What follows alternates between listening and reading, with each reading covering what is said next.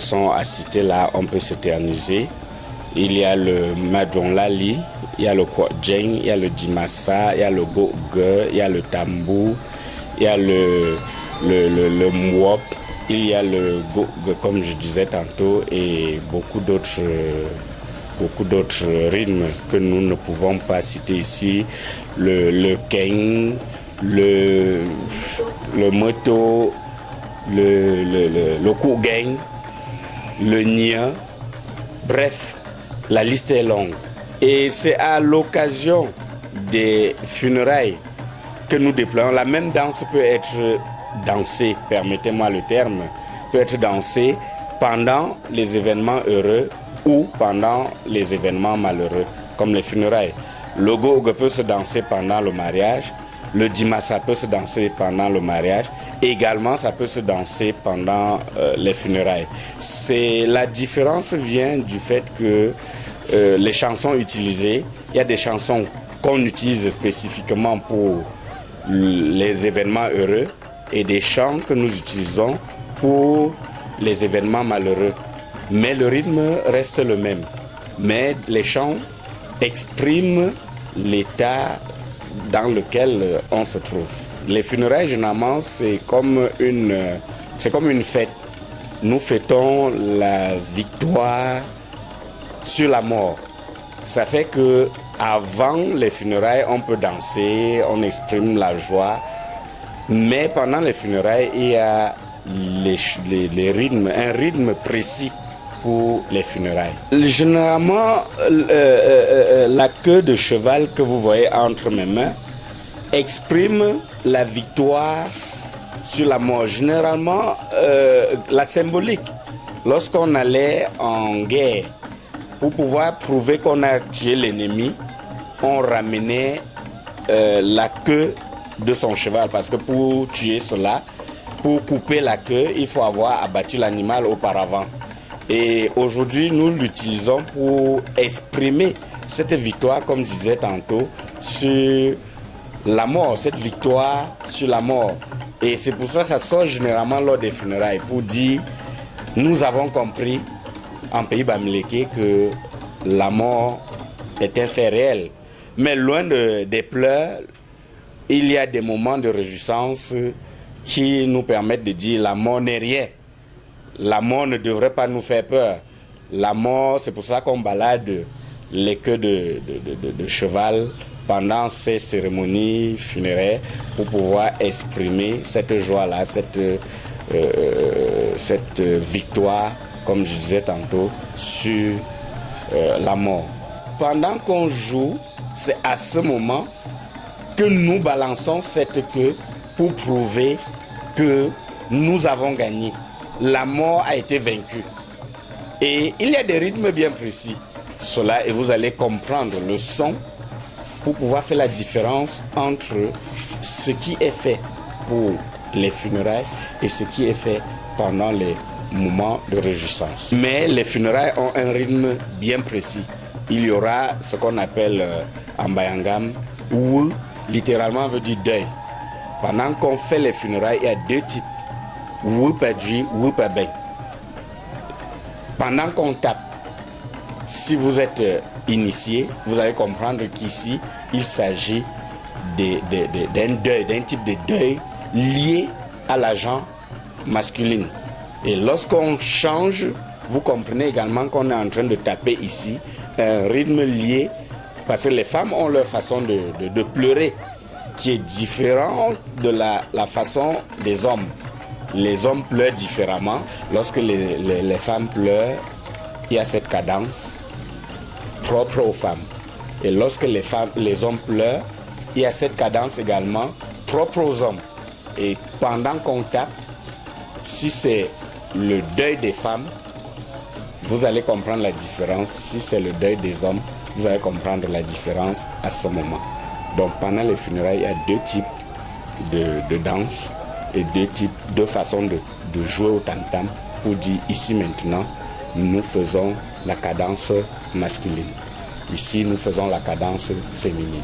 Les danses initiatiques liées aux funérailles se passent dans la nuit parce qu'il y a des danses spécifiques uniquement les initiés ont droit au chapitre. Le niais, par exemple, si vous n'êtes pas initié, vous n'allez pas passer. Or, le niais se danse dans un vase clos, fermé. N'entre que celui qui a droit au chapitre. Si vous n'êtes pas de ce groupe-là, vous n'entrerez pas. La nuit, quand ils dansent, toutes les autres danses sont au garde à vous. Dieu merci, ils passent pour un temps. C'est généralement à partir de minuit qu'ils sortent de leur réserve et font le show. Et personne ne doit les voir. Maintenant, en journée, quand c'est déjà le moment de taper le deuil ouvert à tous les invités, tout le monde peut entrer à ce moment-là. Il n'y a pas d'interdit. Lorsqu'on tape, vous dansez à votre rythme comme vous entendez le son venir. Mais pendant les danses initiatiques de la veille, n'entre que si on est géomètre, disait l'autre. Il y a des danses réservées aux hommes. La femme n'a pas tellement droit au chapitre. Lorsqu'on parle de Nia ou lorsqu'on parle de Mahjong, de Lali, c'est des danses typiquement masculines. Les femmes, aujourd'hui c'est un peu moderne, hein, à l'époque, les femmes devaient regarder à distance. Les femmes devaient regarder à distance. Les femmes devaient se cacher même pour observer. Aujourd'hui, c'est quand même un peu moderne. On permet que les femmes viennent regarder de très près. Parce que jusque-là, dans la culture Bayangam, les femmes n'allaient pas en guerre. Le Mahjong Lali, c'était une danse guerrière. Les hommes exécutaient lorsqu'il fallait aller combattre pour le village. Ceci stimulait, ceci donnait le courage aux hommes d'aller en guerre. Et les femmes avaient pour rôle, pour charge uniquement, de préparer à manger et de prier pour que les hommes aillent et reviennent sains et saufs.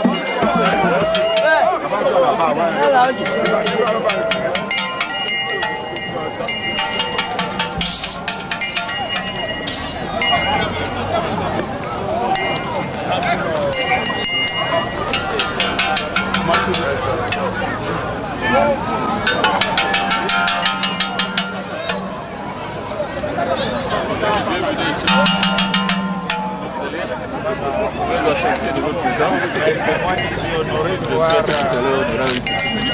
Faux, le Toumaka. Au pied à Tina. Comment vous allez vous amener au salon là?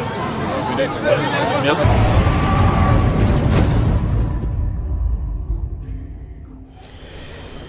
Aujourd'hui, ce que je peux vous dire de manière sommaire, parce qu'il y a des choses que je ne pourrais pas vous dire, de peur de rendre le secret public. Chaque personne qui décède dans Bayangam a droit à des funérailles, mais des funérailles bien spécifiques. Moi, je suis notable. Vous n'êtes pas notable. On ne fera pas nos funérailles les mêmes jours. Ça, c'est déjà la première des choses. Il y a en Bayangam, parce que l'homme Bayangam était très masculin, permettez-moi le terme. Il y a en Bayangam le terme Yebamji. Pour traduire, c'est une femme. bien qu'étant homme. Tout simplement parce que celui-là n'est pas à la chefferie. Pour reconnaître que vous êtes homme, vous devez donc être dans un groupe à la chefferie pour encadrer le village. Bon, si vous n'êtes pas parti, c'est un choix. Le jour où vous décidez et on doit vous faire des funérailles, on ne peut pas faire le jour des funérailles d'un notable.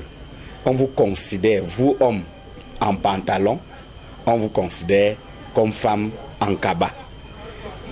Parce qu'il y a des jours réservés pour les funérailles des femmes et des jours réservés pour les funérailles des hommes. Et maintenant, même quand je suis notable, c'est stratifié, c'est par catégorie. Je suis peut-être, ça veut tout simplement dire, descendant de la chefferie. L'autre est Nwabo. Je peux être un notable n'ayant pas fait les différents groupes de la chefferie, parce qu'il y en a plusieurs au sein de la chefferie.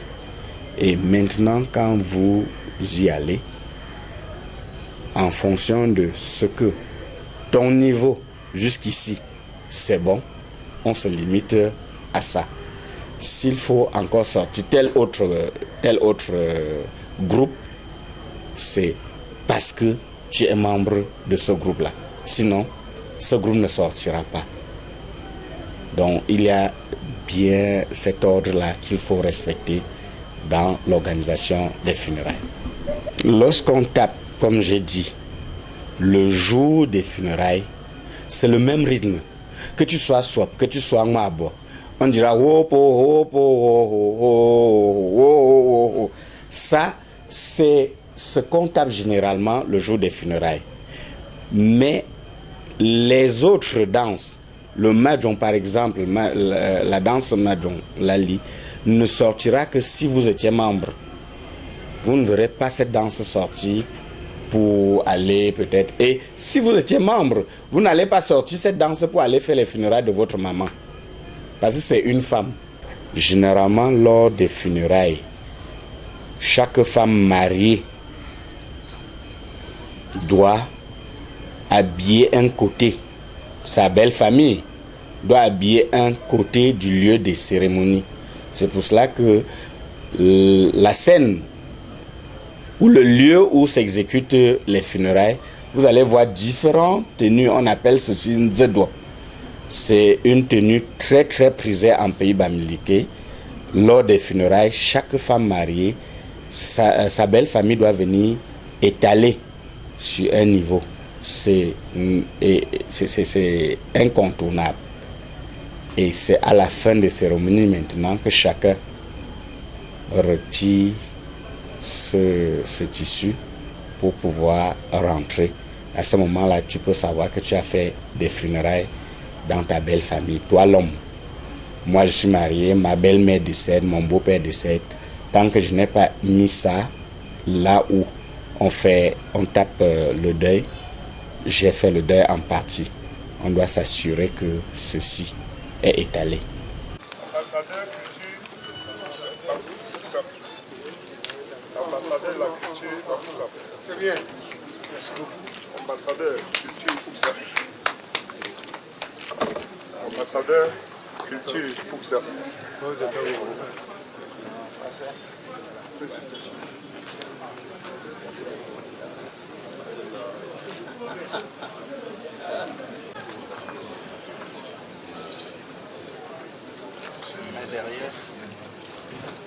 Ce passage, Excellence, vos binômes, Madame, Messieurs, chers invités, nous allons nous retrouver au foyer et après cette réception, retrouvons-nous ici une fois de plus pour le rituel proprement dit du Jengo.